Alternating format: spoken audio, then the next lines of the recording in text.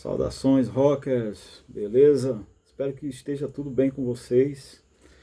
Esse vídeo vai tratar de alguns discos perdidos aí da década de 90, discos esquecidos.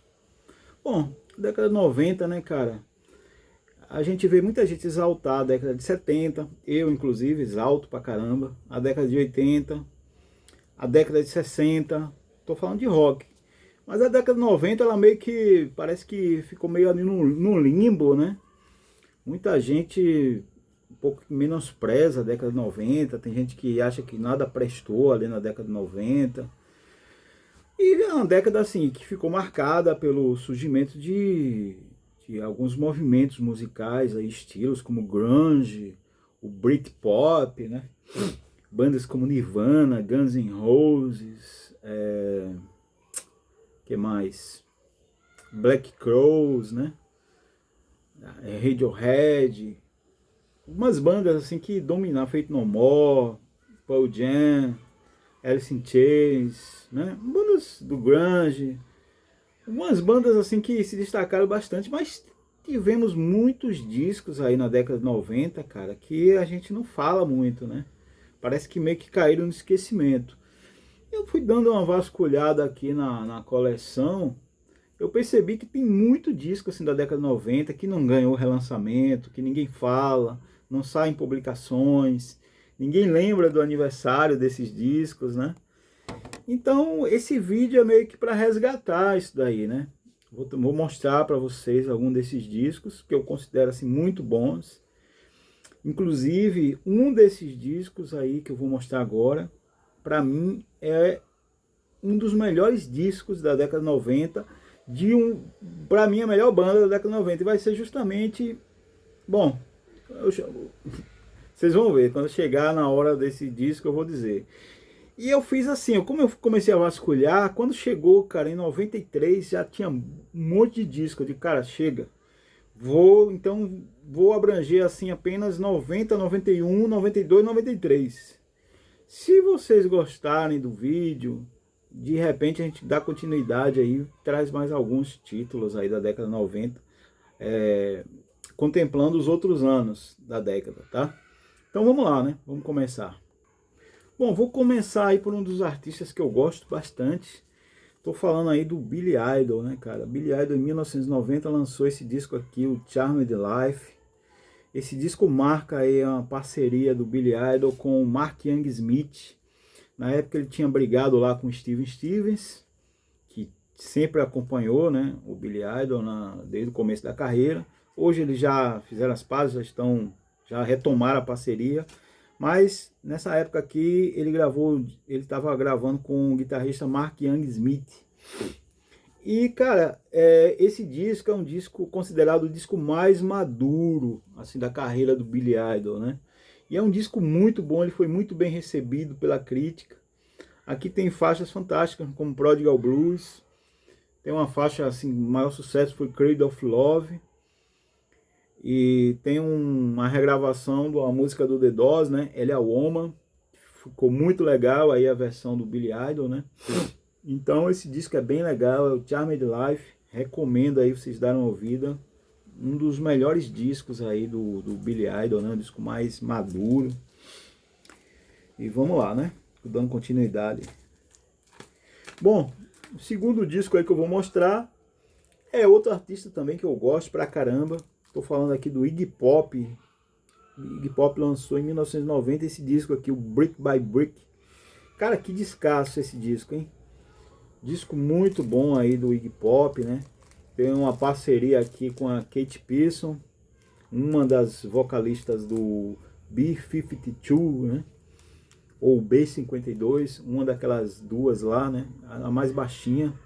Ela canta uma música aqui com o Iggy Pop, ficou muito legal. O nome da faixa é Candy, tocou bastante na MTV, chegou a tocar no rádio, mas o disco é todo bom, cara, todo bom.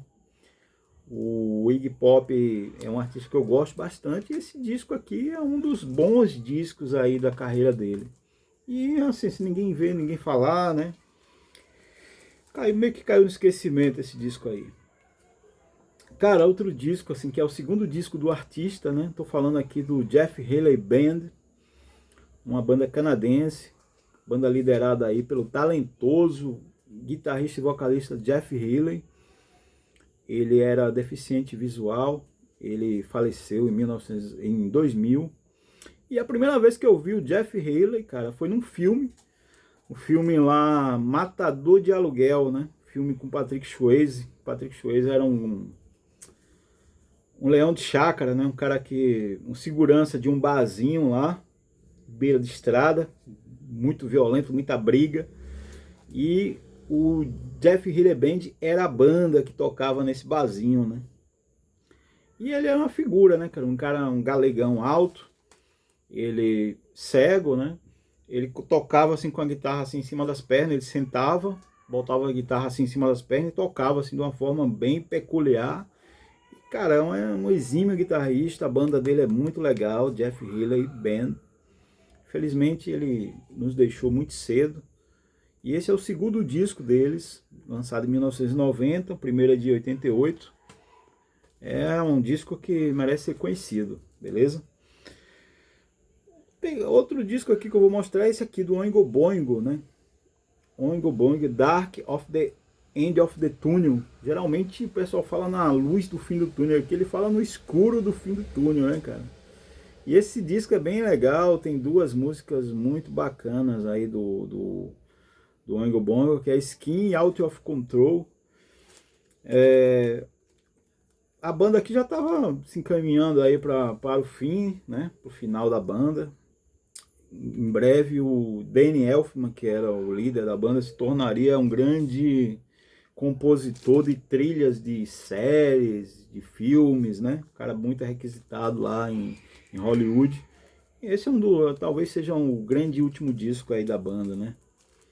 O Dark of the End of the Tunnel. Cara, esse disco aqui, acho que é o sexto disco dessa banda que eu vou mostrar. E é o disco que me fez gostar da banda. Até então eu não curtia. Estou falando de Stray Cats. Esse disco chama-se Let's Go Faster. Por que que eu gosto desse disco e eu não gostava dos outros, cara? Bom, vocês conhecem mais ou menos o que é o Stray Cats, né? Banda aí, um trio, liderado pelo Brian Setzer.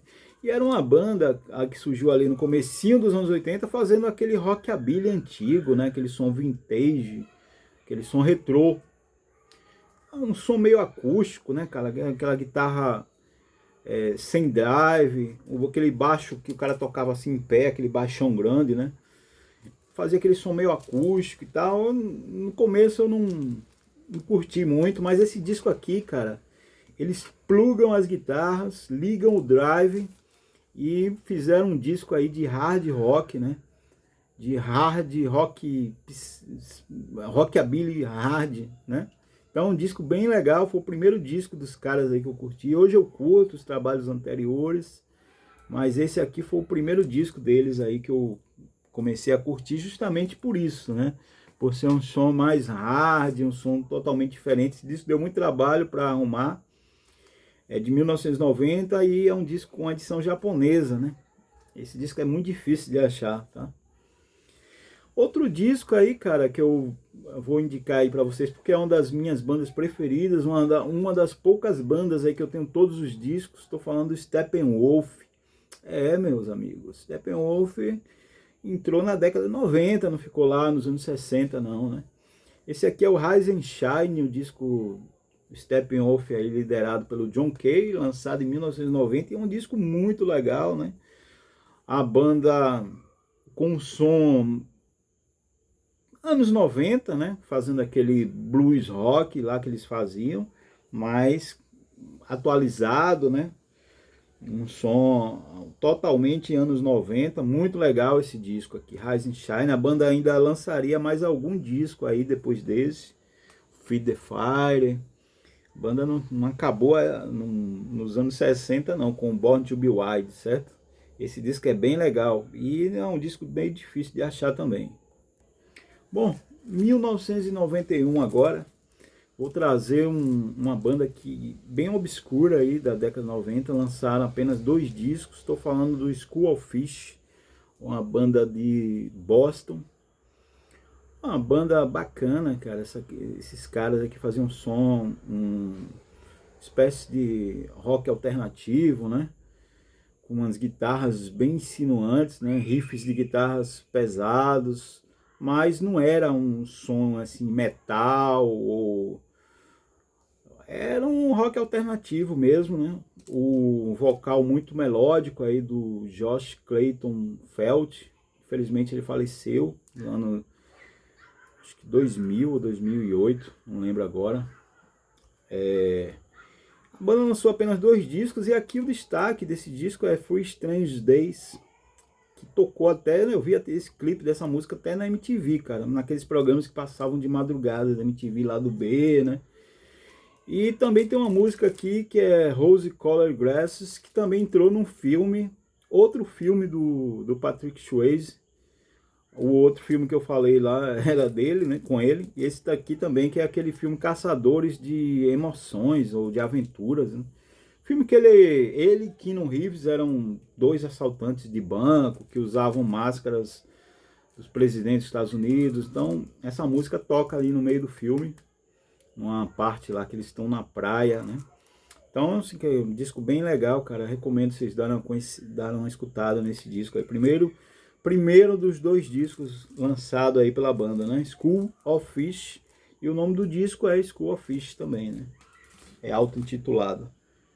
Bom, entrando agora em 1992, daqui a pouco vocês vão conhecer a minha banda preferida aí da década de 90 e um dos meus discos preferidos também da década de 90.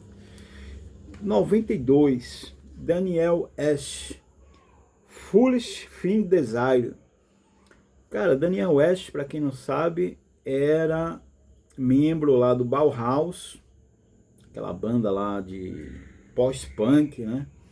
E do Loving Rockets. Depois que ele saiu do Bauhaus, ele foi pro Loving Rockets, lançou alguns discos solos. Esse é o segundo, se eu não me engano, ele lançou uns 3 ou 4 discos solos. E esse disco é aquele disco com aquela sonoridade lá do começo da década de 90, 80, mas trazido aí para 92, né? Aquele som meio eletrônico, aquele rock meio gótico, né? Meio denso, meio baixo astral, mas assim, muito legal de se ouvir, né? E saiu aqui no Brasil esse disco, né? Daniel Ash, legal. Bom, outro disco aí de 92 também, um disco de um veterano que passou totalmente despercebido. Tô falando desse disco aqui do Tom Verlaine, Warm and Cool. Tom Verlaine, vocalista e guitarrista do Television, né? A famosa banda Television aí de Nova York, a banda que surgiu ali com punk rock, né? Mas isso aqui não tem nada a ver com o som do Television. Inclusive é um disco instrumental, cara, mas muito legal, um disco muito climático, muito atmosférico, um disco que ele pretendeu soar aí como se fosse uma trilha sonora para aqueles filmes noir, né? Aqueles filmes de detetive dos anos 40, né? Então, assim, cara, muito legal esse disco, né? Warm and Cool. Bom, agora eu vou mostrar os 2 últimos discos. Os discos da década de... os discos do ano de 93. Bom, agora o penúltimo disco que eu vou mostrar é justamente um dos meus discos preferidos aí da década de 90. E talvez, cara, eu acho que é a minha banda preferida da década de 90, cara. Tô falando dessa banda aqui, ó. Grand Lee Buffalo.